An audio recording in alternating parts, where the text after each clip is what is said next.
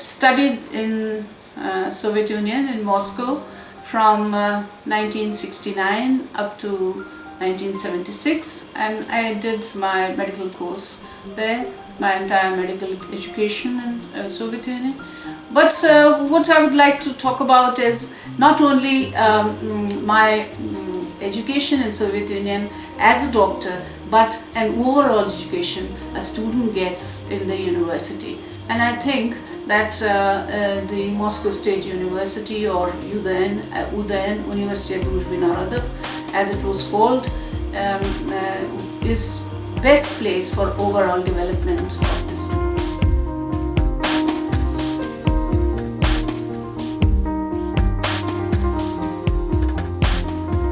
Я училась в Советский Союз с 1969 до 1976 года. И в эти годы, эти были самые хорошие годы моей жизни. И я только учила не только как быть врачом, но тоже как быть хорошим человеком. И мы были очень молодые, мы были очень энтузиастичные, мы очень много занимались и работали много, но мы тоже там участвовали, мы пели, мы танцевали, мы ездили по городам там вместе с другими ребятами. И это было очень хорошо. И поэтому я говорю, что были самые хорошие годы нашей жизни. И я кончила медицинский факультет с отличием, была круглая отличница даже. И были много пьес, где я поступала. И мы там жили, мы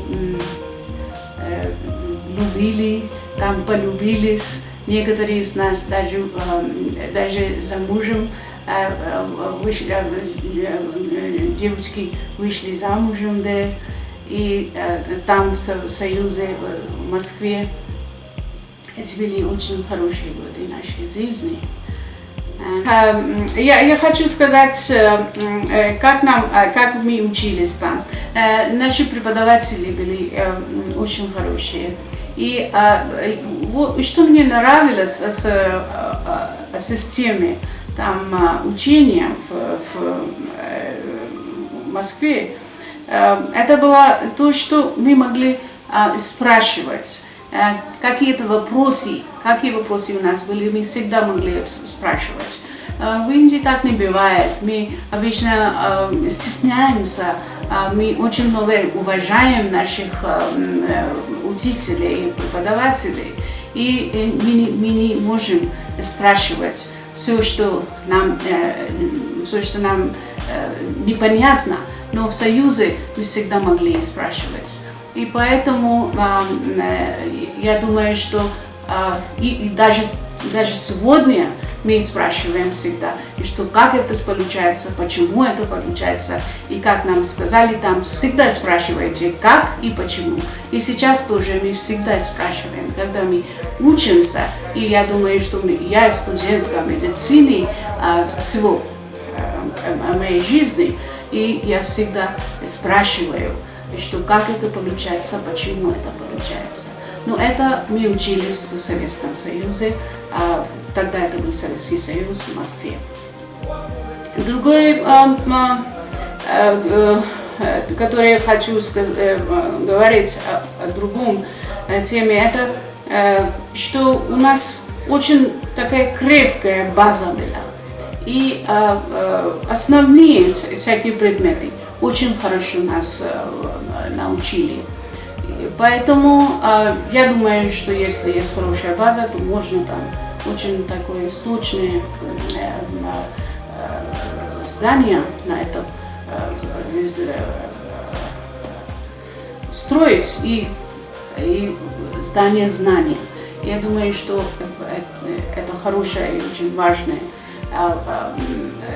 важная часть учения.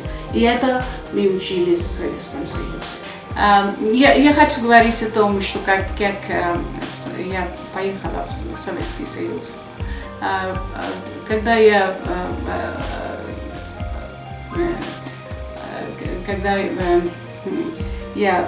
поступила и уже получила письмо, что меня хотят посылать в Советский Союз. Я была очень рада и начала там готовиться, ехать в Советский Союз. Это было тогда в 1969 году. И потом, через некоторое время, приходится письмо, и что нам очень жалко, и что университет как-то решил вас поступлением не поступить в вас в университет. И, конечно, мне было очень жалко, и я не знала, что делать. Письмо, что мы решили вас посылать в Советский Союз. Потом оказалось, что тогда мое имя было на самом начале этого листа, где они решили, какие студенты поедут туда учиться на медицинский факультет. И оказывается, что тогда одним из человек, которые были там на интервью, он был в Москве, и он сказал, что нет, вот эта студентка, она должна приехать в Советский Союз. И вот он поговорил в Москве, и тогда потом я через неделю поехала попозже, чуть-чуть попозже, чем другие. И так что получилось так, что, может быть, я и не училась в Советский Союз. И такая ситуация тоже была, хотя только недели, но это были такие очень такое время очень волнение, когда было у меня в сердце. И я думала, что я не поеду, и потом получилось, что я поехала. Когда мы были в подготовительный факультет, это было очень интересное время. Нам показалось, что мы ничего не знаем, никак кто-то там нас бросал в воду и сказал, что давайте там купайся, а мы не знаем, как купаться. Так что это вот так и получилось, что все говорили по-русски кругом вокруг нас, и мы не знали, что они говорят. Но постепенно мы начали понимать, что происходит. Нас очень хорошо учили там язык, русский язык. И через 6 месяцев мы начали писать, мы начали говорить по-русски, мы начали понимать. И через год мы уже учились на русском языке, медицинский курс на русском языке. И я думаю, что это вообще было великолепно, потому что там учиться там в другом, совсем другом языке, это очень трудно, но мы как-то успели все это. Когда я была в подготовительном факультете, я помню, что я пошла в магазин. Это маленький такой эпизод, я вспоминаю. И я хотела покупать кашу. И я им сказала, что дайте мне кашу. И они думали, что я хочу что-то для кашля. И они дали мне лекарство там, какое-то было лекарство от кашля. И сказала, нет, я не хочу это. Я хочу кашель, я хочу кашель. И я все время говорила, я хочу кашель, я хочу кашель. Так что потом я это самое поняла, что почему они мне давали не то, что я хотела. Но такие были очень смешные случаи иногда, когда мы учились русский язык. Но потом начали все разговаривать.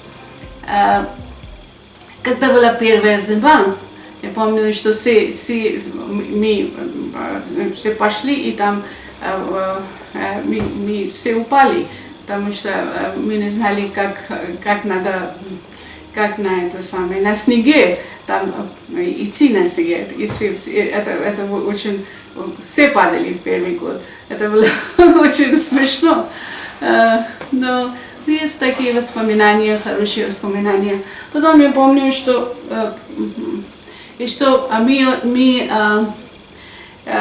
мы поступали в всякие, там, танцевали, пели, там у нас был ансамбль, тоже мы группические тоже танцы были у нас, потом пьесы, мы поступали в пьесы. Потом мы ехали по всему Советскому Союзу, там вместе с другими товарищами из различных стран, и мы поступали со своими песнями, своими танцами. И я думаю, что в 1973 году, в 1973 году мы поехали в Берлин в национальный студенческий фестиваль студентов молодежи. Это было, по-моему, 10-й фестиваль студентов. Там я даже стала лауреатом индийского танца. И это были очень хорошие моменты. Там еще были другие, тоже другие, это самое, много раз давали мне всякие сертификаты и все. Но вместе с этим мы тоже были очень, мы тоже занимались очень серьезно. И всегда получали пятерки, я была круглая отличница, чтобы никто не сказал, что она очень танцует, она только танцует и поет, и занимается. Но мы занимались тоже, и мы тоже. Когда мы поехали в Берлин на фестиваль, с нами были некоторые наши преподаватели, и я помню Татьяна Сергеевна Сорокина, она была очень активная, и она была с нами. Потом Владимир Костер тоже был с нами, он тоже был преподаватель, который был с нами на фестивале. Потом были другие мои друзья из Индии и из других стран, которые поехали с нами. Была Нена Вора, она пела очень хорошо. Был босс, Сиддхарт Босс, он тоже пел хорошо. Потом из Пакистана был Тарик, он играл на бонге, и были другие студенты из других стран. Была такая студентка Ориана, она была из Чили, Хуан был из Чили, и из Боливии были две сестры, которые очень хорошо пели боливские народные песни. И потом был Джозеф Энсука, он очень хорошо танцевал, он был из Анголы, и он делал belly dance в Анголе. Он очень красиво танцевал. Был Эдмонд из Момбасы, я думаю, и он тоже был очень хорошо танцевал. И были все эти студенты с нами поехали, и мы были как одна семья молодых студентов. Это время было очень хорошее. До того, как мы поехали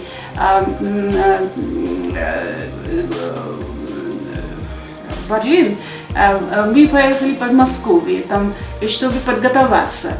И были там 2 недели. И даже это время было очень хорошее время, очень такое веселое, интересное время. какие преподаватели меня преподавали на медицинский факультет. Я очень хорошо помню Крылови. Она нас учила анатомию. Потом Татьяна Сергеевна Сорокина, она нас учила физиологию. И были потом Зинаида Ефимовна, она была преподавательница русского языка, и она очень хорошая преподавательница была. И многие такие были, которые... Потом Киров был, он физиологию нас учил, патологию учил, и он очень был такой умный профессор. И мы там слышали их лекции с большим интересом. Были очень, и другие тоже очень хорошие преподаватели, имя которого я вспомню, тогда скажу, может быть, попозже. Я, когда думаю в эти годы, я всегда думаю, что если бы я не поехала в Советский Союз, может быть, я была бы совсем другим человеком. I would like to just sum up my days in Moscow by reading this poem, which I call The Land of Dreams. And here I refer to Moscow, or my university, or Soviet Union of that time, as my land of dreams. And this poem was written for 50 years of Udayan. And here I was invited to talk about my experiences. So I thought I'll just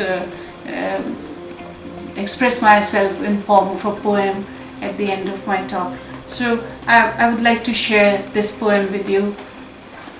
This poem is called The Land of Dreams. Somewhere in the labyrinth of my mind, tucked far away, is a fairy land of kind, is a dreamland of sorts, a dream that was reality. A reality I lived 10 years long, now so far, yet every year, every moment, every day is etched, fine like a filigree or mosaic, in the insular enquiry of my brain. The boulevard strewn with autumn leaves of all hues, red, orange, yellow and green, crunch under my feet as I rush to a rendezvous with my beloved of youth, fresh and green. My heart races fast, and the blast of cold wind sends shivers down my spine, more from passionate heat of love than from icy chill of the Siberian sleet. My mind takes a turn, and the pristine snow, soft like a quilt under my feet, reminds me of a sensation sweet. The snow-covered thatch roofs of Podmoskovia, like a Christmas card, flash before my mind's eye, and somewhere beyond that, I think of you with a sigh. When the snow outside would smile benevolently, and I would melt in the warmth of your arms. Spring came and made me aware of every green bud that would sprout on the blackened cold buffs.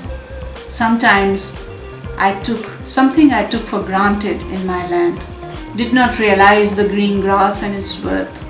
And every bird that chirped sounded so sweet to me, announcing and heralding in the spring, when it would wake up and start nursing its hatchlings. Snow would melt, create slush on the ground, small rivulets that would run all around. Everything would come suddenly to life, and our youthful hearts would sing, Spring, Spring. Visna, Visna, Paraluvi, Yesenin we loved, and Isadora Duncan made us sigh at her plight and her short-lived life. Then the years of maturity, when we started to question God's existence and his creativity.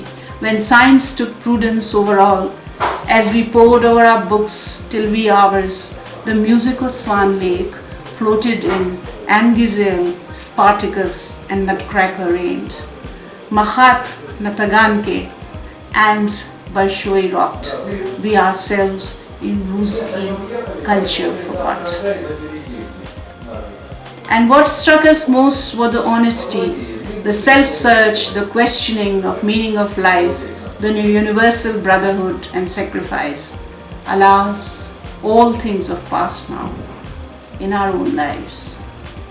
That everybody had food to eat, house to live in, a job and an opportunity to work, seemed all things from a dream world, but we have seen it with our own eyes and know it's true, though it did not survive. And the nights when we burned the midnight oil, staying up, trying hard to study, the grind. We studied hard and played hard by day. Not a theatre in town went without our visit. Not a restaurant was left where we did not drink. The sparkling champagne was the order of the day. Occasional Bloody Mary, the piva, the wines, we tasted all. That was divine. Self-realization was another big boon of studying in a far-off land, away from the watchful eyes of protective parents, neighbors, relatives of our families and clans. We made it. That made us self-reliant, confident, and bold. The power of knowledge still stands its own. We are all today professional to core. We were taught to question why and how. Get to the bottom of every concept, not learn by rote. If we did not understand anything, we could stand up and ask questions without fear. If with something we did not agree, we could argue with our teachers freely. This invoked in us the spirit of inquiry, taught us not to follow anyone blindly, have a scientific approach to life, to think and to act logically. We work hard and honestly understand human predicament conscientiously. We have a feeling for the poor in our hearts. This we learned in our university's ramparts. We share our knowledge extensively, are generous to fault, a good quality. This and many more qualities we imbibed in the country of our learning in our alma mater life. That we studied with students from 100-odd countries, a unique opportunity offered by the university, which I am told is one of its kind in the world, made us sensitive to each other's needs. With so many dialects and different speech, the language of heart we learned to speak, the language of universal brotherhood indeed. That all men are equal we learnt here in the corridors of Udayan, that there is no caste, no religion, no creed, that everyone is human, we all agreed, that everyone has a right to education, to eat, that everyone has a right to work, to feed his family, his dependents, his community. We all fell in love in this land, found our spouses, our matches in this land, a husband Panamanian with an Indian wife, an Indian husband found an Argentinian wife, an Indian girl found a husband in an Angolan boy, another Indian married a Russian boy. A Chinese and an Arab became spouses here. They are all my friends and will bear me out that Moscow changed our lives completely. There is no denying the fact and its validity. It affected everyone in some way or the other. It made us humane, more tolerant, more discreet. Moscow has made me what I am today, a doctor, a poet, an artist, a mother, a complete human being. At least that is what I would like to think. Though Ghalib has said it's not easy to be a human being and not merely be a man. It seems is hardest feat to achieve, but I try even now every day to be as human as I can.